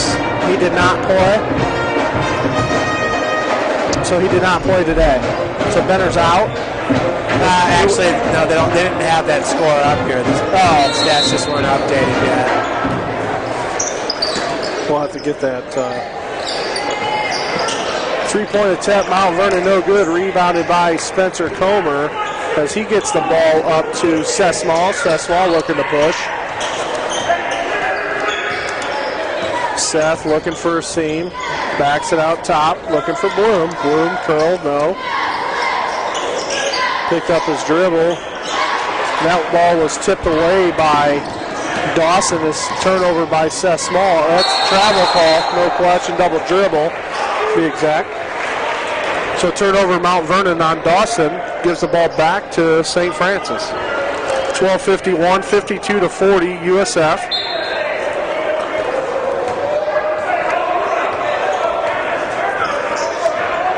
Seth Small just past half court, left side. Screened by Comer. Gets it over to Bloom. Bloom looking for a three. No. Backs it out. Scott moving down. 18-footer up. No good. Rebound by Mount Vernon's Troy Williams. Yeah, Ryan, needless to say, I think that's a good matchup for St. Francis there in the first round, traveling to Bethel. Obviously, Bethel's not the easiest place to win at, but, 1-5 or 1-4 in their last 5 games. It's looking good. We'll have to ask Coach about that, too, in the post game. Scotty's got 14 points. And Troy Williams has got 16. Troy leads all scorers. Good game, though, for St. Francis from the field. 15-30. If you look at the probables, Cougars win for opening round at Bethel. They would travel to potentially Grace, which would be tough. Is a tough win at Grace. With Miller and Bruce Graham tossing off the glass. On the other side, Wesleyan host. They play the winner of Spring Arbor Taylor. Spring Arbor's going to win that, I'm telling you. I think there's definitely a possibility for that. Then, if let's say Spring Arbor wins that, go with a higher seed.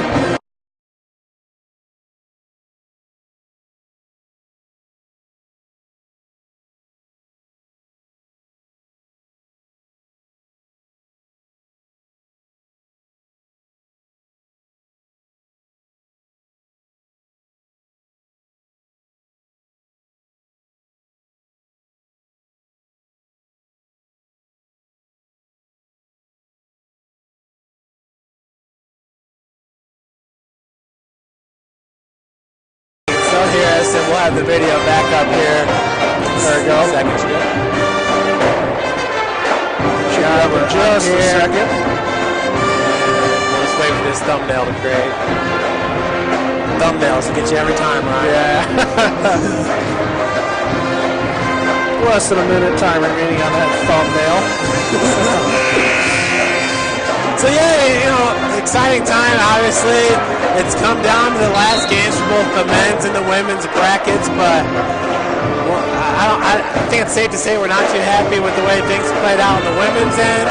But St. Francis, and they've played everybody and beaten everybody. It's a battle-tested Cougar squad. Hopefully, Skylar Shern will be available for that game on Tuesday. If not, you saw that Kayla Bear can certainly pick up the slack. What a game she had today, Ryan. I think if we can get through Marion, which is, they're going to be physical, so Jessica Harrison's probably going to play some significant minutes, no question. And that'll be just coming up on Tuesday.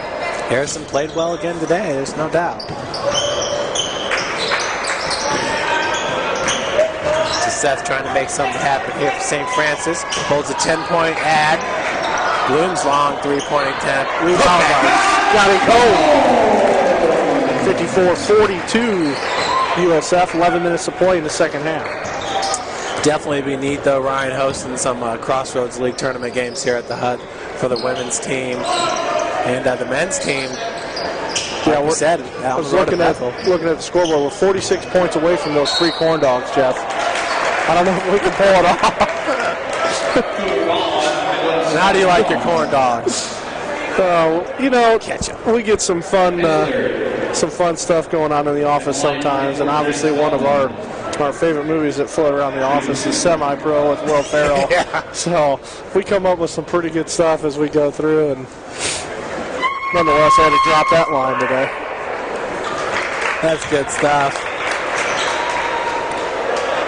Semi-Pro, that's the one where they're in Michigan, right, Flint? Yeah, Flint, Michigan. The Tropics. It's funny because the Flint Tropics. Last year, I don't know how many times I rode with the men's team, but it seemed like every single time we watched that that's movie. A must. And I just had forgotten how great of a movie that is. It's hysterical. When he wrestles the bear.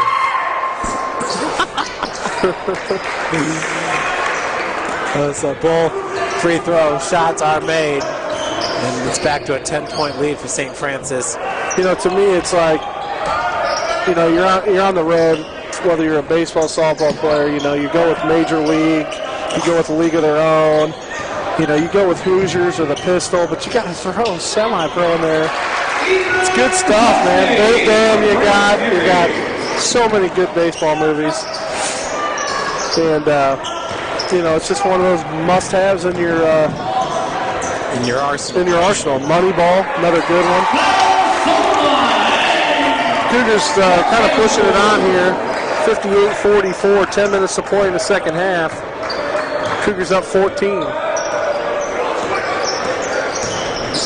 The big block by Brad Sneary as he blocks Dawson's shot into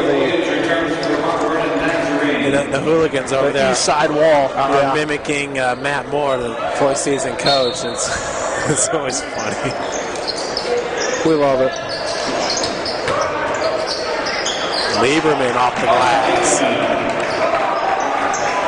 Matt Moore, I believe his brother, coaches the assistant coach at Grace. Marcus.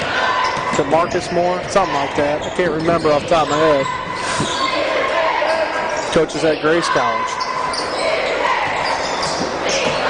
Seth Small working against Roby. Hussey on the wing, being guarded by Dawson. Dawson kicks that one out. Ryan, we had that situation in the women's game where MVNU kicked that ball and refs weren't sure what to call there for a second. It might hit the rafters. There was that one that did. The one hit the rafters, the other one was just a dead ball. They didn't know what to do. Seth Small almost turns it over. He's going to shoot the jumper. He missed a little bit left on that as Dawson gets it from Mount Vernon. Small going to try to pick the pocket. He does. And Roby gets that. Soli doing a good job of bodying up Williams. Yeah, you know, Williams got himself in a little bit of a hole, and the ref's going to bail him out there, calling out on the foul on Kyle.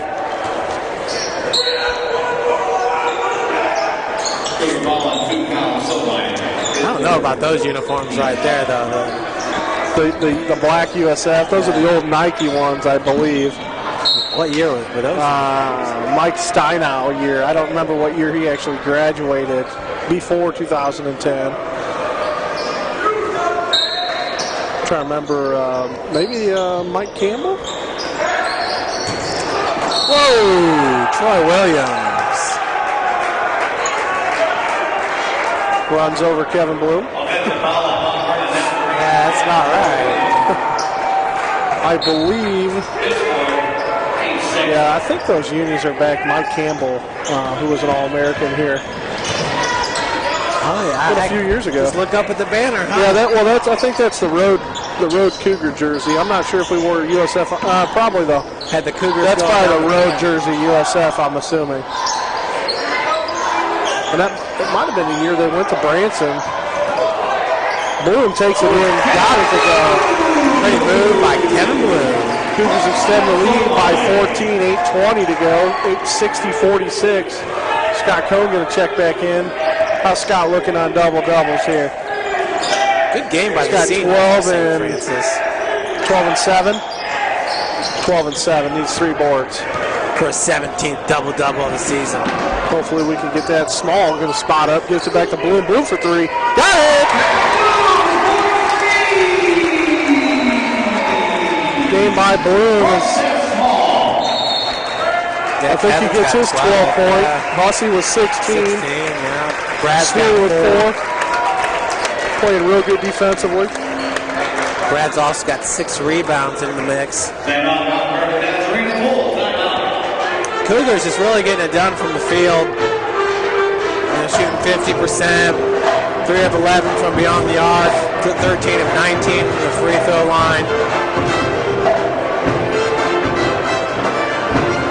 27 rebounds to MVNU 16.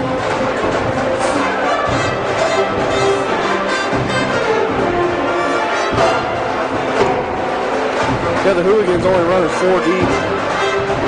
USF baseball opened up this weekend. Unfortunately, suffered a few losses.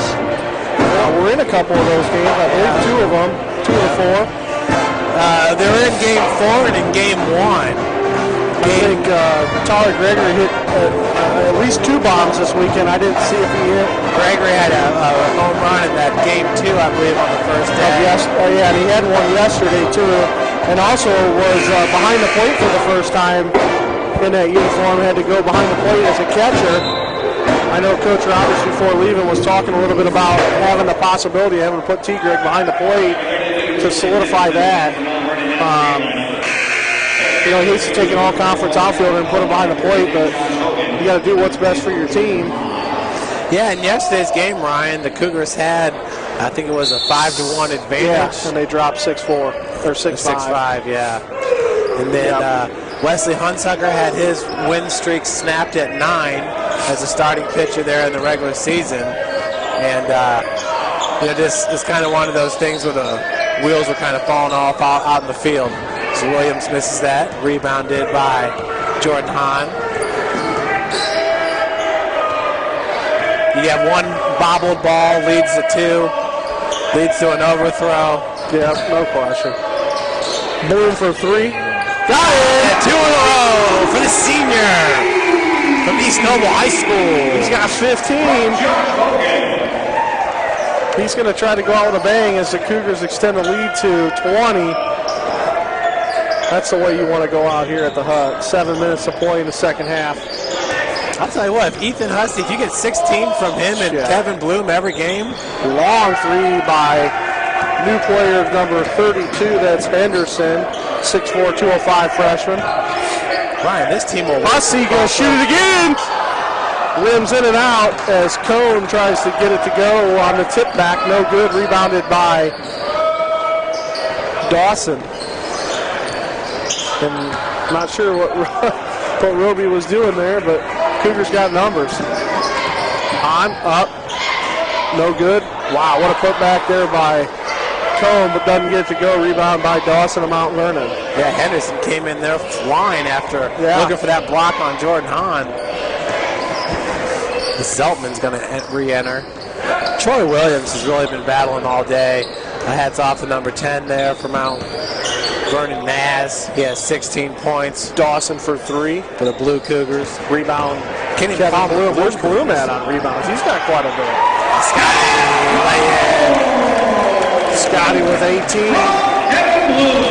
Trying to get you some up-to-date stats here, rebound-wise. Look, Scott Cone's got 9 now, so he's 1 away. Bloom's got, it says 4. It seems like more. I don't know. It seemed like he had 4 in the first half, but... Josh Hogan's 3 of 5 from the field. Only 2 misses are 3-point attempts, and Scotty's 6 of 8. Brian, that's production from both those guys. Oh, Hussey looking for the alley-oop. Back-to-back no looks. Bloom's not liking that one. Hahn with a rebound there. Pushing it, get it down. Bloom gets it back to Scott. Scott, oh, he misses the dunk. Man, he wanted that one bad, I believe. And Scott doesn't throw it down very often. Last year, he really opted not to even go for the dunks, just settling for lay-ins, but this year, he's been throwing it down. 68-46. Ball out of bounds off of Cone. 5 minutes left in this game. Cougars up 22. Pretty commanding lead. Maybe why the reason Scott tried to throw that down. Cone, good defense there. Gets the tip, gets it back, and Hussey going to run. Yeah, that too, and that no look behind the back pass by Kevin Bloom that he tried to get over to Josh. These guys are having some fun right now. They're playing basketball today. Absolutely. Cone looking to steal. Doesn't get it from Hahn. Hussey's going to spot up, shoot the 3. No good. Rebound. Tipped out from Scott. Gets it over to Hogan. That's a rebound for Scotty, right? I'd have to think so. Hogan goes up. Got it going. Josh now 4 for 6 from the field in this game. Hogan with 11. So everybody in the lineup with double digits except Jordan Hahn, which he's not in there to do the scoring. He's in the lockdown defender, be a lockdown defender, and he's doing that. 70-46 timeout on the floor. That Jordan has yet to take a shot from the field. As Ryan said, he's a facilitator out there for Young Lacrosse. Jordan has added 2 assists and 2 rebounds. I'm waiting for the update here. Scotty's still at 9 rebounds, but I think his 17th double-double is inevitable today, Ryan. Yeah, and I'm going to have to guess. He's going to probably come out here pretty shortly. Coach's going to probably go to his bench and try to get guys in to get a little more PT. So line's probably going to go back in. You're going to look. Kendon Lewis is probably going to check in eventually. Maybe Greg Dickey. I'm not sure. Maybe not. Maybe they're going to get ready for the tournament. I don't know. I'll tell you what, though. 24-point lead. It just kind of bloomed, just in the last 8 minutes, 5 minutes here. Cougars came out hot here in the second half, extending that 6-point halftime lead upwards to 10. It was a 10-point lead largely throughout the second half here. Comer checking in for Josh Hogan. Trying to see who was sitting out there. 4:19 on the game clock. They'll definitely, coaches will definitely get the seniors to get that standing O. Nice to have those guys out on the floor when the clock ticks down on the W. As we're approaching 4 minutes left to play. Oh, really? I didn't see the push there, but that's all right. Scott Cohn going to pick up a foul, his 4th. Not so much a push, but Scotty getting himself into position. Zeltman had the beat on him, and he pushed him with his sternum a little bit. Sneary going to check in. I'm going to see who they check out. Scott.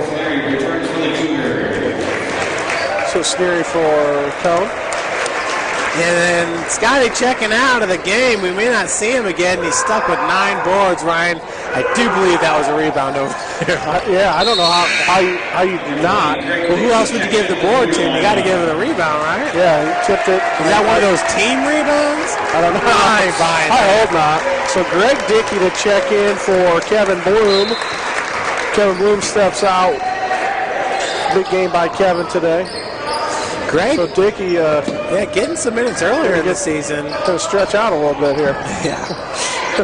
As TK Fashawa is definitely going to check in for Brad Sneary.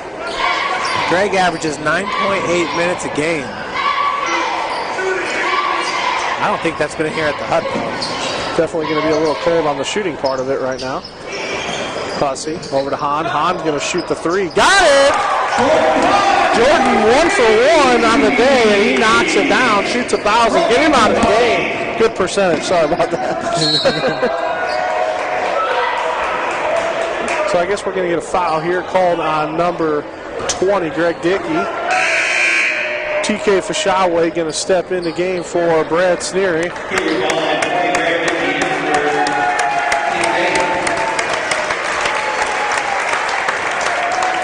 Ethan Hussey will be the last senior to check out here. I think we're going to go Kendon Lewis. He's got a game high. Game high 16 points. Hartman checking in for Ethan Hussey.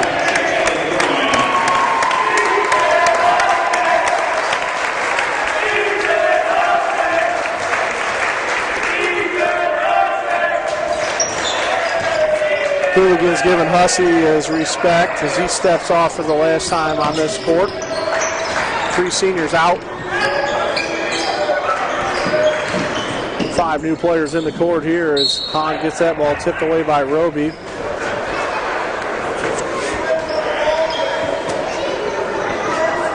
Comer inbounds. You have to think Lacrosse probably going to unload this bench at some point here. 3 minutes on the game clock. Dickey gets it into Hartman. Hartman looking. Left hand up. Gets it up. No good. Fashawa with the rebound. Kicks it out to Dickey. Reset the shot clock. Comer driving. That's what he does best. Floater up. Good. Comer really known for his defensive skills. Really pushing it. Trying to get some more PT as we go into the postseason. Fashawa. Man's up. Troy Williams with the bucket. So Dickey over to Jordan Hahn, telling him to back up. Dickey, he's got a really good crossover. Gets it to TK Fashawe. Fashawe doesn't finish. Turns it back over to Mount Vernon. They're probably going to be a little sloppy here for a little bit on the offensive side as these guys haven't been in for a while. So that was Dawson's 17th point. Troy Williams has a game-high 18 points for MVNU. Kendon Lewis, number 0, going to check in. Rocking the afro today. Man, he is a high flyer, isn't he? Yeah, we're going to see something, I'm sure. Fashawe trying to get the rebound, tips it out. Now it's Dawson on Hahn. Coast to coast, gets it to go. Timeout, Mount Vernon. I think it was earlier in the season when we were hosting Huntington. We had a JV game beforehand, and we just sat here and counted. I mean, it was something like 6 dunks. And it was, dunks never get old. They're always fun. Yeah, no kidding. But, he's going to come in and try to get an opportunity to showcase his talent a little bit. And if he gets an opportunity on a fast break, I guarantee he's throwing it down. Had a little spark. So pretty much a fresh 5 other than Spencer Comer with some minutes today. Fashawe, Dickey, Hartman, and Kenyon Lewis going to be in. Maybe see a Kyle Sorvine again. I'm not sure. Maybe not. What are you thinking, Ethan Hussey? I'd like to get a couple of those guys at the end of the game here, just talk a little bit about their way. Might as well grab all 3 then. The 3 seniors. Try to. Try to lasso them. I'm going to try to get all 3 and let them talk a little bit, and let them run the mic a little bit with themselves. Just tell us a little bit about their career here and what it means to play their last game here at the Hudson Center.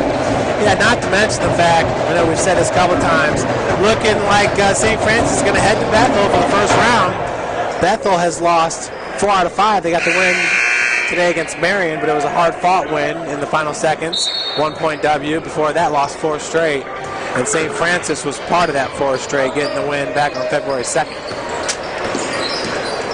Minute 45 to go in the game clock. Greg Dickey run the point, gets turned over. Dawson's going to take it. And goes up, lays it in. Turnover by the Cougars. That 24-point lead is evaporating just a little bit. Dickey one-on-one. Still a 17-point lead. Gets it to Spencer Comer. Comer back to Dickey. Dickey looking. Tries to get it into Hartman. Tipped out to Comer. Back up top to Dickey. Dickey really not protecting the ball very well right now. Getting it picked a little bit here. Dickey looking to drive, misses the handle. Yeah, lost it. And he's going to shoot it up, no good. Rebounded by Mount Vernon. They're going to push it up, and here comes Dawson to lay it in again. Jason Dawson. So Greg Dickey gets it over to Comer. Comer looking to split, gets the Hartman over to Fashawe. They break the press pretty easy. Comer gets it over to Dickey. Dickey trying to run the point.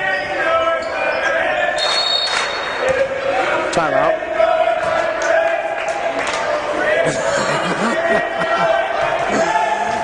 The hooligans. So checking in for St. Francis is number 1, Zach Welkin. Welkin going to get some PT. As he checks in for, let's see who checked out.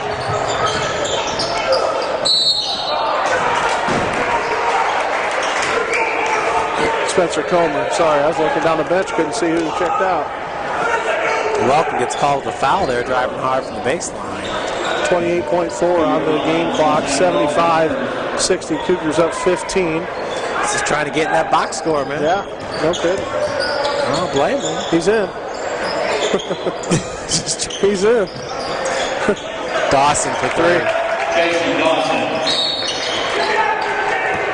So now a 12-point advantage for St. Francis as Dawson has got 26 points.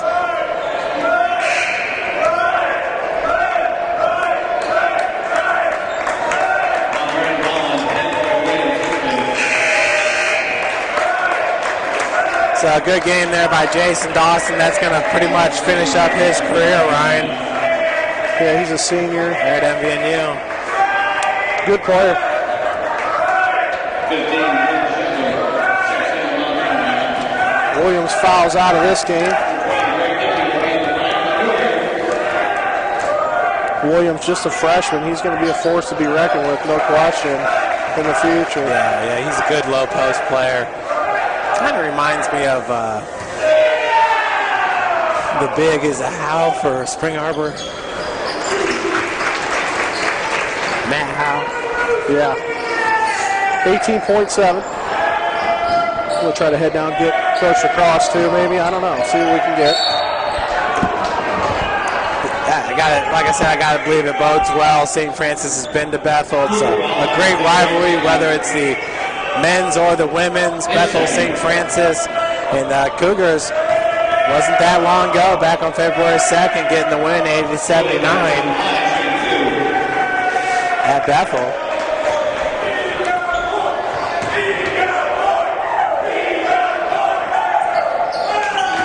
So hitting both of them is number 32, Julian Henderson, for the Ohio Cougars. Kendon Lewis chucking it up. Lewis was looking for the block, trailing, but getting the final bucket there was number 23, Matt Anglia, and that'll do it. So your University of St. Francis Cougars win it 77-67. St. Francis will improve its record to 18-12 overall, 10-8 in the Crossroads League, finished in 6th place in the CL. And it looks like St. Francis will be traveling to Bethel in the first round of the tournament. Of course, the women, they end up the number 2 seed, and they will take on Marion.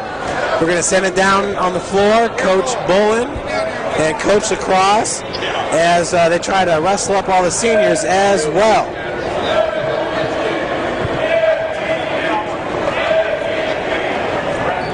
Once again, St. Francis getting the 77-67 victory here at the Hut. It was a senior day doubleheader. It's our second doubleheader of the year, and St. Francis won the first doubleheader over Grace.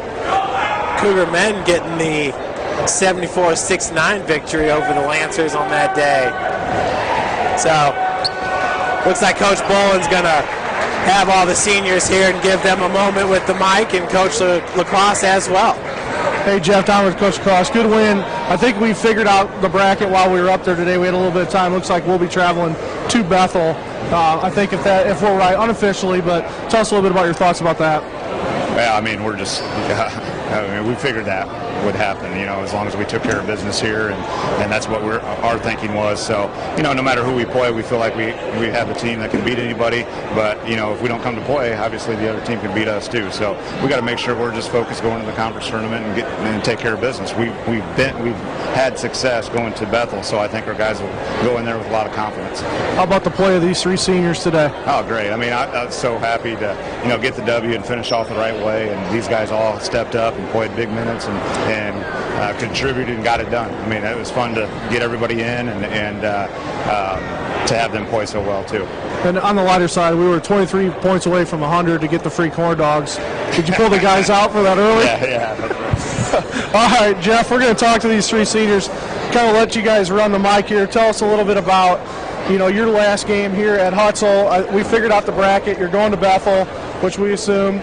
We play well there. So tell us a little bit about going into bracket play in the tournament, and tell us about your last game here at Hutzel. Let's start with Brad. It's been great. As you can see, it was a very nice crowd out today, and it was just a great game. We got the W. Awesome. Biggest moment here at Hutzel? Put you on the spot, I know. I'd say, man, so many good times. I like that answer. Kevin, answer those questions. Do you remember them? No, I don't. I'm going to make it sound. All right, so talk a little bit about last game here at Hutzel, and then tell us a little bit about, let's go with maybe the game at Bethel coming up. What do you guys? I mean, last game here at Hutzel's a little bittersweet, but I'm glad we got the win. There's been a lot of good games here, and we played hard today, and glad we come out with the W. And then going into Bethel, you know, we're prepared for them. We played them twice, so we kind of know what they're going to do. They know what we're going to do. And going into bracket play, it's just about being competitive and trying to move on and advance. And we've been successful in the past of doing that in the tournament, so hopefully we can keep that up this year. All right, biggest moment here at Hutzel in the last 4 years? I mean, like Brad said, there's been a lot of great times, a lot of great memories. You know, winning at Wesleyan here, beating Wesleyan here this year was a big moment for us, and you know, every game has been just great here, and I love the fans and love the support we've gotten over the years. All right, Ethan, same kind of questions. Talk a little bit about maybe your ideas against Bethel and then your last game here at Hutzel. Well, playing at Hutzel's been great. You know, we have the best student section in the country. Spring Street Hooligans over there. And I don't know, it's just been good times. Like they said, we've had a lot of good memories here. And going against Bethel, we just had to come out, play aggressive against them like we did the first time. We went in there with no fear, even though they were, what, 12th in the nation or something when we played them there. They're a good team this year. We just got to go out and play like we did the first game with no fear, and we'll see where we go from there. How about your biggest moment in the 4 years here at Hutzel? Probably the biggest moment, I would say we beat #1 Walsh here my freshman year. That was a big win. We came in here, we beat them pretty good, and that's when we kind of knew we could be pretty good because we knew they're a really good team. All right, last question. I talked to Coach Cummings before the game, and we were 23 shy of 100, and we were trying to go for the free corn dogs. Do you think that Coach pulled you guys out early for that? Yeah, I mean, that's a lot of corn dogs. So, I hear you. Yeah. All right, we'll let you guys go. See you guys. That's a lot of corn dogs indeed. And what a great way to end it here for those seniors. Once again, throughout a 4-year span, 96 victories for this senior class speaks volumes to what they've been able to achieve the past 4 years here. And it couldn't have been any sweeter going out with the 77-67 victory. Ryan, obviously, it's always nice to get a W, but it's much nicer when you're honoring 3 of the players that have just been instrumental in a huge part of 96 victories over a 4-year period. I think Coach Lacrosse summed it up best. He's happy for his seniors to go out with a win here at the Hut. Yeah, no question. Really make it 97 now, which the last one being here at Hutzel. And just a little fun with the coaches and with the players. Some hidden jokes there from the movie Semi-Pro, but just kind of funny. Keep it on it. Let the guys laugh a little bit. Enjoy this victory shortly. Get ready for Wednesday at Bethel and really get prepared. And you could tell right away Coach Lacrosse was focused. He knows what he's got to do. He's got to go back to the huddle system and get going. Breakdown film, they know they took the victory at Bethel last time. It's going to be an extremely tough environment. No question, they'll be white out or blue out at Bethel, and it's going to be packed. Yeah, Crossroads League, I mean, we talk about it when you enter that stretch, in early January where it's going to be CL opponents just back and forth. And now in the tournament, St. Francis, this team has proven that it can beat the best teams in this conference, whether it's Grace or Indiana Wesleyan or Bethel at their place. And it's going to be exciting because this is a team that knows what it's like to be on that stage. They know what it's like to play down in Branson. They know what it feels like to make the trip there, to go over to I can't remember where that place is that they have dinner, but they reenact like a bunch of medieval stuff. Yeah. And it's pretty cool, but they've experienced all that, and they certainly don't want it to end anytime soon. And I think I said at the beginning of this broadcast, if you're going to get the kind of production out of Ethan Hussey and Kevin Bloom, where Hussey had 16 points, Kevin had 15 points, Scotty double-double, his 17th, 18 points, 12 rebounds. So Perfect. That rebound that I was talking about, we got that right there. And then Josh Hogan is chipping in 11 points. Josh was 4 of 6 from the field. And what he can do on the defensive end as far as wearing down another team's perimeter player, and obviously on the offensive end, you got to devote attention to him because at any moment he can blow by you and finish at the bucket. Yeah. So it's an exciting time of the year, and obviously the best of luck to this team. Hopefully we'll get to see him one more time here at the Hut. It's not looking that way, right? But nonetheless, it should be an exciting Crossroads League run.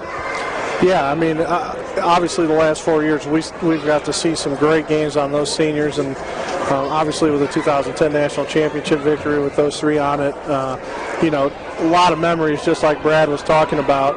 Hussey made a good point on beating number 1 Walsh here and then beating them again in the national championship game by 1. So some pretty big moments here for those young individuals, and they're going to really go out with a bang. I think we're going to have a good chance. I like our chances. I like that 6th seed. I don't like being 6th seed, but I like being in that 6th seed right now because it's 2 wins and in the championship. So and playing probably the number 1 seed. So it could be a potential matchup between us, and Indiana Wesleyan in the finals. But we have to go through probably Grace at Grace, and that is a tough place to play. Yeah, in Spring Arbor, they end up. Where do they end up on your sheet, Ryan? They ended up at the 4 seed. At the 4 seed, exactly. And so they're going to play Taylor right away, and they're going to be on that Wesleyan Wesleyan and Huntington are going to match up, and then Spring Arbor and Taylor are going to match up. So that's going to be tough on that other side, man. I can see Spring Arbor going to the finals, no question. Yes. It's just a matter of if we can get it done on the road. At Bethel and possibly at Grace.